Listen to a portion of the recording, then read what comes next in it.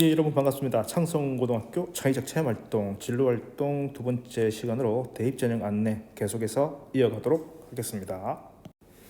자, 오늘 이 시간에는요, 대입제도 개편과 관련된 주요 사항에 대해서 설명드리도록 하겠습니다. 우선 대입전형은 명은요, 지금 보시게 되면 2022학년도, 23학년도, 24학년도 이렇게 나와 있는데 해당 학년 학생들이 대학에 들어가는 그 해 년도를 적용해서 지칭하게 됩니다. 그래서 현재 고3들은 21학년도의 교육과정을 거쳐서 내년에 대학에 들어가기 때문에 2022학년도 대학 입학 전형이라고 얘기를 하는 겁니다. 그리고 고2들은 이제 23학년도에 대학에 들어가기 때문에 2023학년도 대학 입학 전형이라고 얘기를 하게 됩니다. 자, 그래서 고등학교 3학년과 고등학교 2학년들은 거의 같은 트랙으로 움직인다고 생각하시면 됩니다. 그래서 현재 고2 학생들은요, 현재 고3이 어떻게 대입제도가 운영이 되는지 참고를 하시면 될 것 같다는 거고, 2024학년도에 대학에 들어가는 우리 현재 고1 학생들은요, 조금 달라진 면이 있으니까 그 부분 다시 설명을 좀 드리겠습니다.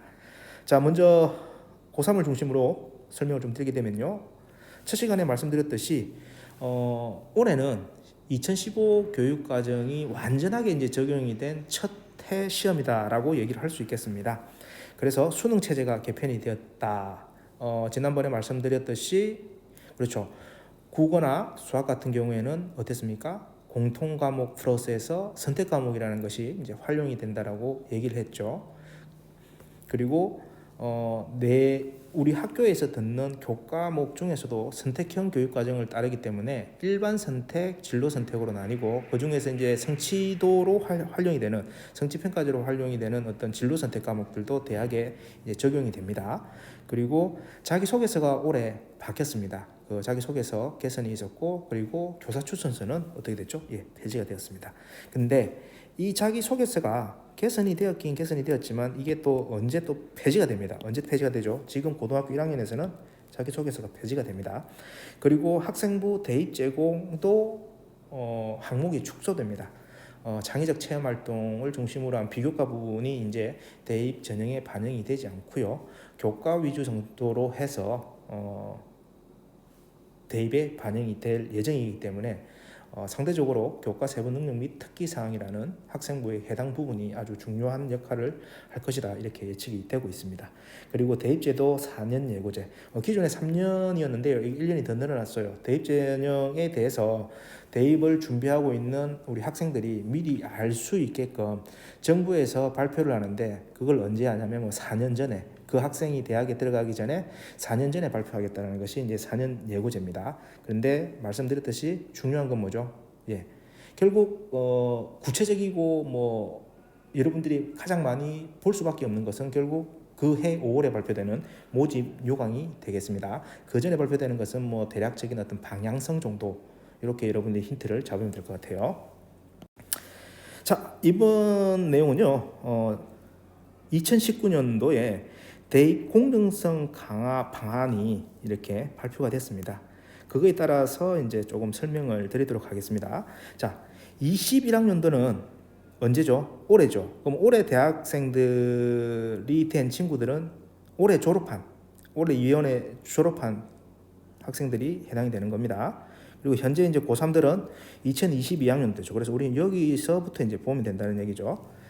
자, 학생부 먼저 비교과 영역이 축소되었다. 학생부 비교과 영역이 축소되었다는 것은 이제 기본적으로 말씀드리게 되면 글자 수도 조금 줄어들었고요. 그 다음에 이어가지고 소논문 기재 금지, 그 다음에 수상 경력을 학기별 1개, 그래서 1년에 2개만 이제 제한이 된다라는 거고, 그리고 자율 동아리라고 우리가 창의적 체험 활동에 학생들 스스로가 필요에 따라서 자율 동아리를 구성을 해서 이렇게 활동을 했었는데 이 자율 동아리의 기재가 이제 뭐 자율 동아리 명과 그 동아리가 어떤 성격을 띠는지 정도로 이렇게 기재만 되게끔 제한이 됐습니다.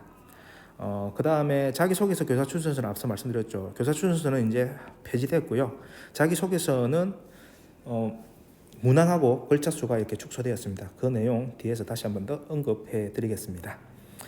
그러나 이 자기소개서는 앞서 말씀드린 것처럼 뭐였죠? 2024학년도에 폐지된다라는 거고, 그리고 또 말씀드렸던 것처럼 정규 교육과정 외에 비교과 활동은 앞으로 24학년도 되면은 이제 대입 반영에 폐지가 된다. 그래서 교과 위주의 활동이 아주 중요해질 것이다. 이렇게 설명을 드리겠습니다.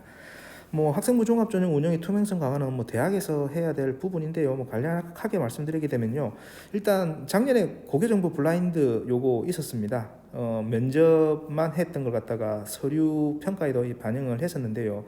이게 하고 난 뒤에 대학에서 상당히 좀 회의적인 입장을 보이고 있고, 최근 들은 내용으로는 교육부에서도 대학의 이런 어려움에 대해서 적극적으로 검토를 하고 있다라고 얘기를 들었습니다.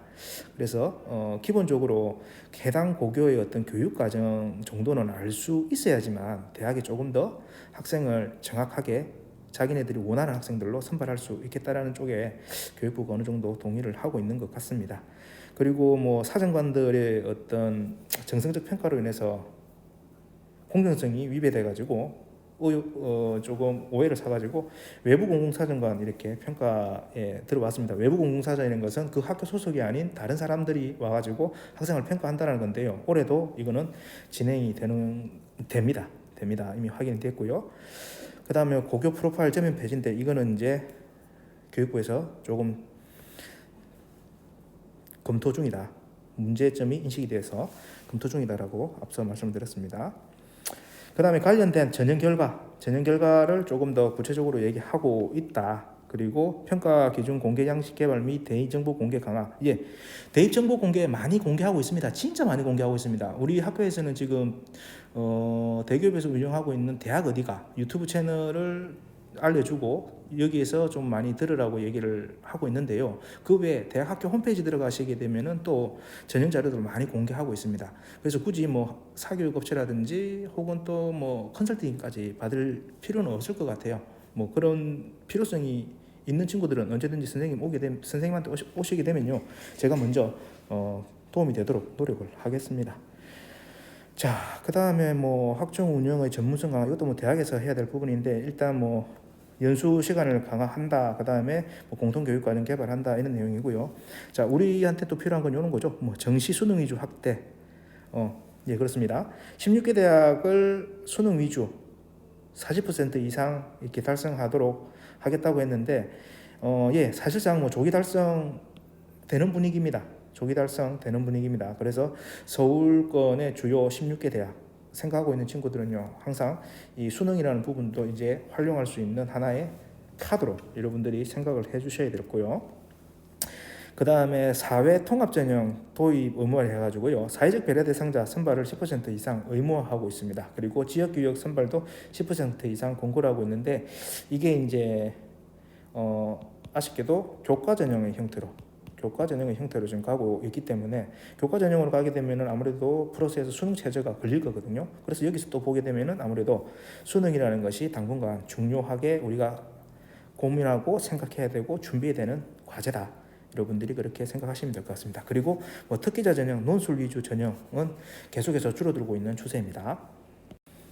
자, 학생부 종합전형에서 학교생활기록부를 이렇게 중요한 평가 자료로 활용하고 있는데, 이게 좀 변화되고 있다고 얘기를 했습니다. 자, 그래서 우리가 지금 보아야 될 것은 여기 이 부분이죠. 여기 이 부분. 기존까지는 이렇게 됐다는 겁니다. 역시 교과활동은 과목 다 500자로 이렇게 지금 되고 있고요. 방과 후 학교에 관련된 내용은 아쉽게도 기재를 할 수가 없게 되어 있습니다. 그리고 창의적 체험활동이라고 하는 이 비교과 영역에서 보시게 되면요, 어떻게 되어 있죠? 말씀드렸죠. 자율동아리는 연간 1개만 가능하다. 그리고 글자 수도 30자로 축소되었고요. 그 다음에 소논문 기재 금지되어 있습니다. 그리고 봉사활동에도 예전에 특기사항이라는 것이 기재가 됐었는데, 이제는 특기사항 기재 없이 그냥 봉사활동 실적, 어디에서 몇 시간 어떤 활동했는지에 대한 어떤 정량적인 부분만 이제 기재가 되는 걸로 되어 있습니다. 그리고 진로활동도 보면은 진로 희망 분야가 대입이 미반영됩니다. 그래서 요거와 관련해 가지고 이런 생각 가지고 있는 친구들도 있습니다. 진로가 그럼 중요하지 않냐라고 하는데, 아닙니다. 진로 희망 분야가 이 칸이 대입에 미반영된다라는 거지 진로 활동 자체가 미반영되는 건 아닙니다. 그래서 진로 활동에 여러분들이 어디의 관심을 가지고 진로 활동을 했는지를 적다 보면요, 당연히 사정관들은 이 친구가 어느 쪽에 신망을 하고 있다는 것을 알 수 있게 됩니다.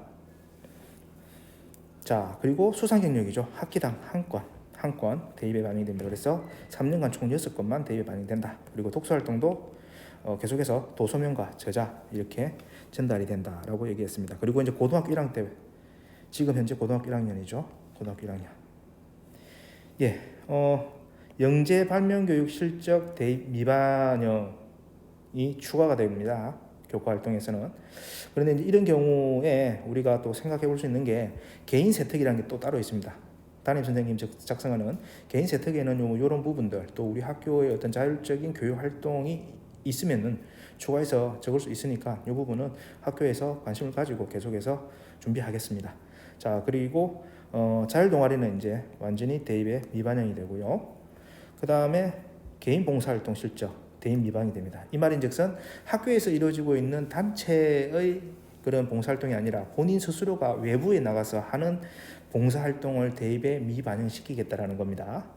자, 그 다음에 수상 경력하고 이제 독서활동은 아예 미반영되는 겁니다. 미반영됩니다.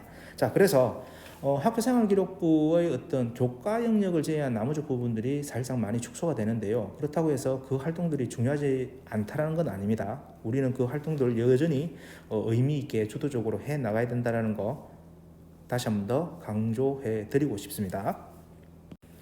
자, 자기소개서 변경이 있다라고 했죠. 자, 이 왼쪽이 지금 올해 졸업한, 올해 대학에 들어간 친구들이 썼던, 우리 선배들이 썼던 자기소개서고요. 이게 이제 고3들이 쓰고 고등학교 2학년 아이들이 쓸 자기소개서의 형태입니다.